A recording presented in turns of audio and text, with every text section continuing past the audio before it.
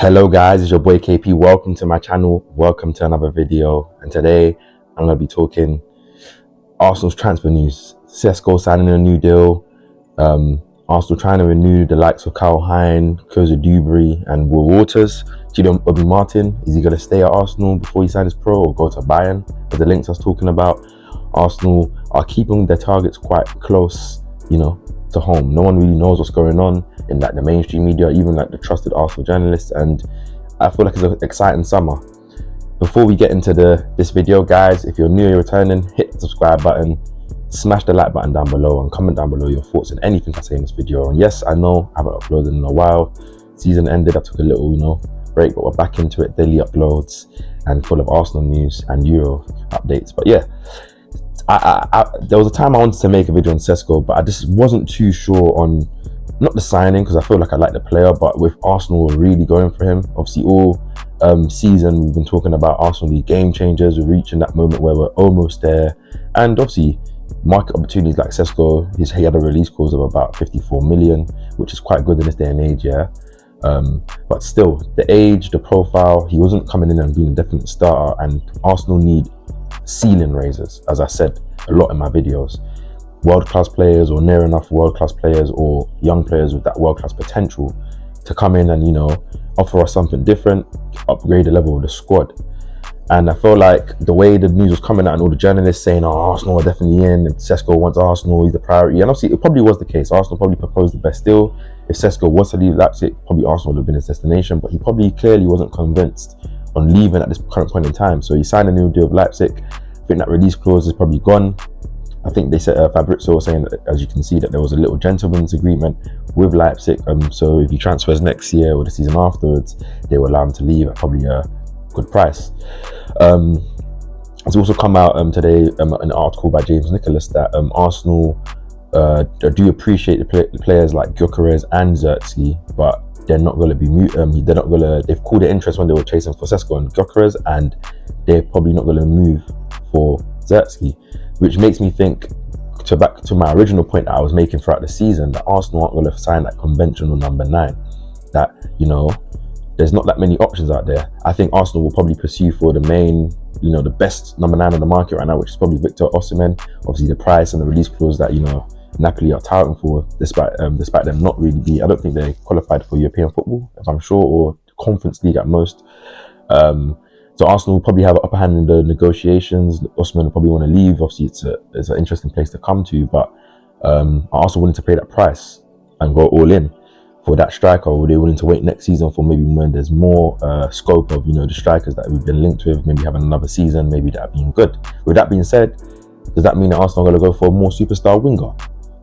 All season I've been touting, I want a player, I want this player, Rafael Leao. Obviously I've not seen any links, I don't think, which is good, because I feel like Arsenal are doing a thing where a lot of their targets are smoke screens or their negotiations are quiet. It doesn't mean they're going for Leao, but it means that they're working on players that a lot of people don't know. They don't want any teams to come in and jeopardize them, like how Chelsea did with the Mudryk deal, or with anyone really to know what's going on with the status of that transfers. Obviously, so Leao will be my priority as a superstar winger. Then under that, I would have the likes of Nico Williams, Mohamed Kudus, and Xavi Simons as players to come in who have that superstar level quality. Maybe they haven't produced it in the highest of stages, Europe and in their leagues, winning the titles compared to Leao, but they do have that potential to boom, and all at a great age. Leao's at that age, 25, 26, where he's coming to his, open his prime. But obviously the other options, Kudus, Nico Williams and Xavi Simons, are in that 20, 21, 22 range, so it'll be good. Yeah, so it was talked about, obviously, I think Hein, Coizer-Duberry and Waters are all out of contract at the end of June. It's funny enough, Waters announced him leaving Arsenal, but Arsenal still trying to make him sign a new deal. I think with him it's probably more of a pathway thing. I think he's shown that he's mastered on the 21s level, but Arsenal haven't really given him first team opportunity. There's a lot of teams that will take a talent like that. Hein, if Arsenal don't sign a secondary keeper, I think he's been in our ranks all this time. He's an Estonian number 1, so I think that's a good keeper to keep around. He's learning our ways. He's trained with multiple keepers with our coach and stuff. And the age he's at, he's still quite young. He'll be a good guy to keep, but he might want to go on and kick on his career as well, like how Arthur Nkonko's done this season, where he won League 2 Player of the Year, and he's obviously left on a free, but he would want to get some first team games, because obviously Arsenal, if they do keep Ramsey, he's not going to get any game time. And with Coizer-Duberry, I think obviously, as I call him, Saka Junior, I think he would say, I think Arsenal can convince him that there's a pathway for him here. You know, it's all about opportunities and development, and maybe you might have a year of development next year that propels him to be in first team, the same way like Ethan 1 year he's going to be in the first team next year. To talk about moving on to Chido Obi-Martin, obviously it was talked, came out from some, I think it was like Academy Scout or something like on Twitter, that Bayern are in advanced talks with him to sign a new deal. I mean, or to convince him to sign a deal there, and Arsenal are struggling to keep this player. I think Chido can only sign a pro in November. That's when he turns 17, but he can agree to, you know, to sign that contract with any team. I think Arsenal are trying, despite, you know, other teams coming in. The same thing was what happened with Ethan Nwaneri last year, where it was almost touted that he was going to leave, you know, Chelsea, Man City, the likes of those teams. In the end, he stayed at Arsenal. Arsenal convinced him to stay in terms of the pathway, the money they offered him. I think they made him the highest academy player of all time. So yeah, I think they can follow suit with players like Chido Obi-Martin. I think Arsenal do appreciate him. They probably are trying to keep him. So if Arsenal do end up leaving him, don't think it's Arsenal just like, oh, we have talent that you don't want to stay, if you don't want to stay or you're looking elsewhere, leave. I think it's more of a thing of they understand the talent they have, but also they have to be realistic based on he's only 16, so he's not going to probably get into the first team at least for another 1 or 2 years, unless he has a boom next season, probably in the 21s if he does stay. So moving on to the other transfers, it was also talked about that Arsenal appreciate Amadou Onana for Everton, but are unlikely to move for him at this time. There was another rumour that came out that they put feelers out for the availability of Youssouf Fofana from Monaco, the France international, which we'll get to see obviously in Euros. He was touted to have a cheap release clause at 15 million euros or something like that. I don't know if that's completely true, but I know he has 1 year left on his deal. I do like the player. I think he will come in and could be that Partey type replacement, because he's more of a box-to-box 8, but he has the composure, the play, the progressive passing of a Partey, probably even a bit more in terms of not having that, controlled passing selection. He's always vertical, but maybe that's the kind of player that we need in our team. But it seems like Arsenal are keeping all their targets and negotiations quiet. I feel like they're not letting any of these journalists, even David Ornstein and, the trusted Arsenal ones that, follow our news, I'm not saying they don't really know for sure, or they've been told to keep tight-lipped on things that they've heard so far until, it's certain that is in the works, which I like.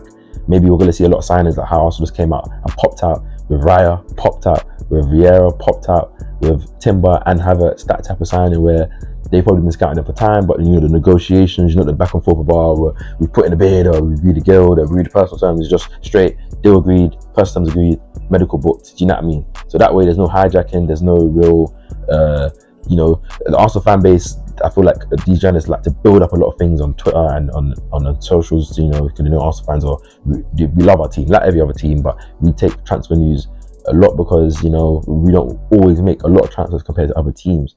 So it's like when there's a news to link to players that we like, I feel like we go crazy. So I feel like I like Arsenal. Like, there's just to keep it calm right now, especially the fact that there's Euros, so there's probably not going to be that much major movement in the market, unless you have your solid targets that you've already put the feelers out from like before, like how Arsenal did with Rice last year. But we haven't done that with any player, in my opinion, and to what I'm aware of this year. So it's interesting. But like also with players like Sesko and maybe even Zertsky, it's all about market opportunity. Other midfielders, like Fofana, like maybe that's not priority number 1 on the list, but it's appreciated option that you still got to keep in contact with, and you might want to wait to see if maybe the priority options, maybe Arsenal might have Leao, Frankie de Jong, Diamonde, João Neves, Kimmich priority on their list, those type of players. But if they can't get them, you want to still be able to get these players that you do value, but at the value you want. For me, it's all about player value. Like if you're going to sign a player, he's got to be value for money. You can't be signing a player like Zertsky or Sesko for 100 million, or Gyökeres, who just had 1 season. In my opinion, I feel like you got to pay what the value is at what you value them for. And if a team's willing to put the price way higher than you value them, then don't go for the deal.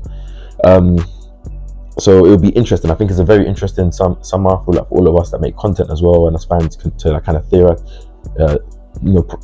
create our own dream transfer window, suggest signings based on how we feel that they can improve the team, and maybe they might come true because we don't really know the players definite that Arsenal are going for. And yeah, just to talk about the Euros quickly, obviously a lot of Arsenal players on the Euros, Ramsdale, Saka, Rice, Saliba, Trossard, Odegaard, Kivior, Jorginho, and Kirintini and Zinchenko. So I wish them all, you know, great Euros. Hope they all have a injury-free but an enjoyable and long competition, getting as far as possible.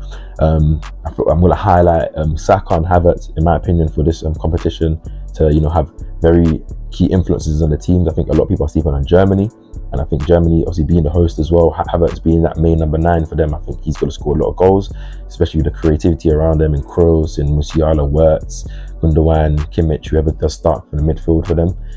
So that's that. And I think Saka cementing his right wing play. I don't know if people are even questioning the fact that he might even start. I know there's the likes of Palmer, Foden maybe, and even Bowen, but Saka's place on the right wing is cemented, and I think he'll be one of our best players. I said, I do want England to win for Saka, but I don't like, you know, the fast goal as we saw against Iceland, where the media are putting him as the face, and I think it was all rooted for racism. We haven't seen no real apology or anything from anything. I do like the subtle thing that I think Prince William that gave him that number 7 shirt with the, you know, it was in a nice case. I like that the people inside appreciate Saka, even if the outside people, they don't really know, you know. But we already know this is not just about Saka, it's about black players. Sterling used to get it, and, you know, many others. So it's sad, but hopefully that's not the focus. Hopefully England can do well. Saka can have a great competition as well, and all Arsenal players, I wish them all luck and injury-free, man.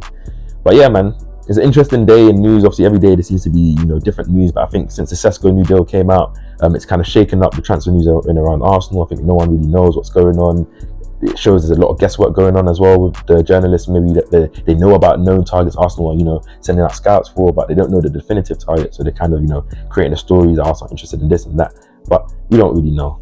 Hopefully, you know, the players that we do sign are all ceiling raisers, close to or near enough world-class players, and we get that superstar winger.